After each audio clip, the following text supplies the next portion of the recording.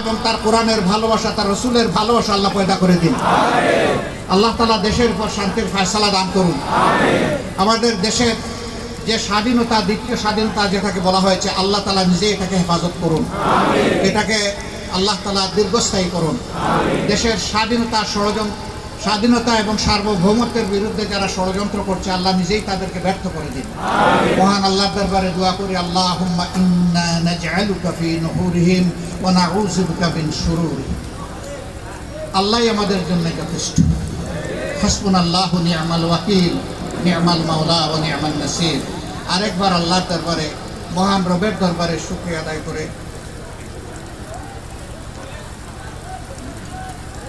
মহান রবের দরবারে শুকরিয়া আদায় করে আল্লাহ তাআলা এখন একটা এয়ার কন্ডিশন পরিবেশ দিয়েছেন, তাই না?